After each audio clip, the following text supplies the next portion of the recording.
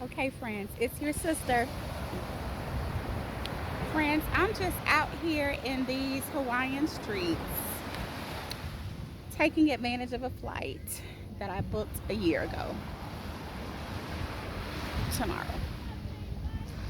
So, friends, I booked the flight, was supposed to go on the flight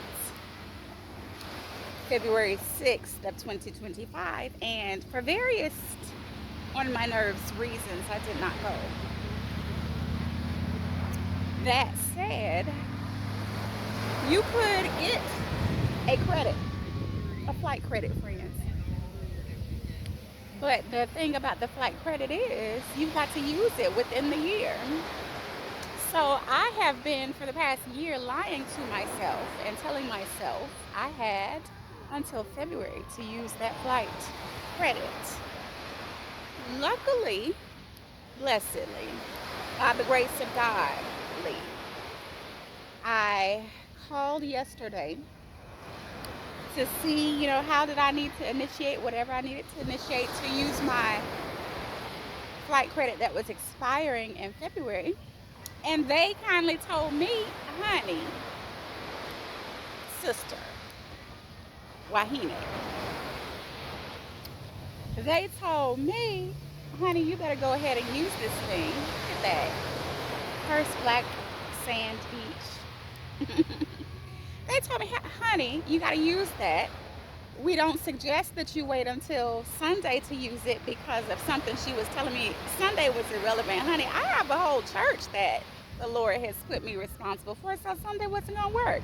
So even though I called those people on Friday initially, then I had to wrap my head around the lack of sleep I had had on the prior night, wrap my head around when I get over to these people's island, what am I going to do? Wrap my head around, you need to book this flight and you need not waste your money. And that was a huge impetus. That was a crucial connection because I don't like wasting my money. I have wasted so much money over the years procrastinating and not being on top of things or whatever. So I said, I'm going to use my little $139.21, going to use my money. And so booking a last minute flight, because the flight was happening 12 hours later, it meant that I paid just a little bit extra. I mean, it wasn't that much extra. The difference was $69. And then you had the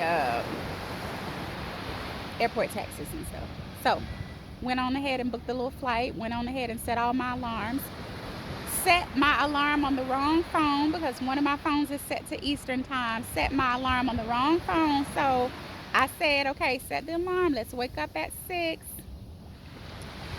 And I was wondering why some of the stuff on the apps and stuff were saying that it was 1 o'clock in the morning. So I put my clothes on, hurried up, had all my stuff mapped out, packed my bag, got some snacks, made sure I had all the house left nice and how I wanted to leave it. I get all the way downstairs. I get all the way outside. I look at the time on the correct phone and it is 1:28 A to the M.